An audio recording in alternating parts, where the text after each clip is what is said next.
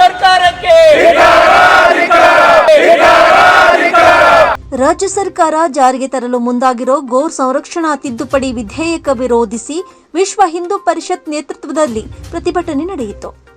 ಮುಳುಗುಂದನಾಕದಲ್ಲಿರುವ ಶಿವಾಜಿ ಮೂರ್ತಿಯಿಂದ ಆರಂಭವಾದ ಪ್ರತಿಭಟನಾ ಮೆರವಣಿಗೆ ಜಿಲ್ಲಾಧಿಕಾರಿಗಳ ಕಚೇರಿವರೆಗೆ ನಡೆಯಿತು. ಗೋ ಹತ್ಯೆ ತಡೆಯಲು ಹಿಂದಿನ ಸರ್ಕಾರ ಜಾರಿಗೊಳಿಸಿದ್ದ ಕಠಿಣ ಕಾನೂನನ್ನು ಈ ಸರ್ಕಾರ ಸಡಿಲಗೊಳಿಸಿ ಗೋ ಹತ್ಯೆಗೆ ಪ್ರೋತ್ಸಾಹ ನೀಡಲು ಮುಂದಾಗಿದೆ ಅಂತ ರಾಜ್ಯ ಸರ್ಕಾರದ ವಿರುದ್ಧ ಕಿಡಿಕಾರಿದ ಪ್ರತಿಭಟನಾಕಾರರು ಸಿಡಿಮಿಡಿಗೊಂಡರು. ರೈತ ಪರ ಹಾಗೂ ಹಿಂದೂ ಪರ ಸಂಘಟನೆಗಳು ಪ್ರತಿಭಟನೆಯಲ್ಲಿ ಭಾಗಿಯಾಗಿ ಜಿಲ್ಲಾಧಿಕಾರಿಗಳ ಮೂಲಕ ಸರ್ಕಾರಕ್ಕೆ ಮನವಿ ಸಲ್ಲಿಸಿದ್ರು. ನಮ್ಮ ಈ ಬೇಡಿಕೆಗೆ, ನಮ್ಮ ಈ ಹೋರಾಟಕ್ಕೆ ಆದ್ಯತೆ ಕೊಟ್ಟು ನಮ್ಮ ಮನವಿಗೆ ಸ್ಪಂದಿಸಬೇಕಂತ ಕೇಳ್ತೀವಿ. ಭಾರತ ಅಂದ್ರೆ ಕೃಷಿ ಆಧಾರಿಸಿ ಬದುಕುವಂತ, ಪ್ರತಿಯೊಬ್ಬರಿಗೂ ಬದುಕಲಿಕ್ಕೆ ಭೂಮಿ, ಅನ್ನ,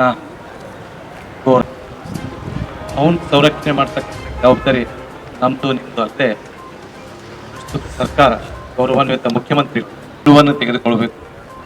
ಕಷಾಯಖಾನೆಯನ್ನು ಮುಚ್ಚಬೇಕು.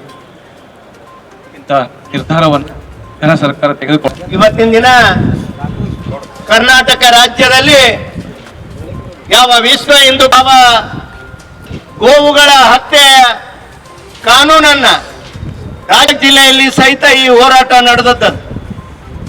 ಸನ್ಮಾನ್ಯರೇ, ಉದ್ಯೋಗವನ್ನ ಮಾಡಲಿಕ್ಕೆ ಇವತ್ತ ಆ ಗೋ ಸಂಕುಲಕ್ಕೆ ಈ ರಾಜ್ಯದ ಸರ್ಕಾರಕ್ಕೆ ಕಾಂಗ್ರೆಸ್ ಸರ್ಕಾರದ ಗೋ ಕಳ್ಳರಿಗೆ ಸಹಕರಿಸುವ ಈ ನೀತಿಗೆ ಮುಖ್ಯಮಂತ್ರಿ ಸಿದ್ದರಾಮಯ್ಯರವರ ಸರ್ಕಾರ ಬಂದಾಗಿದೆ.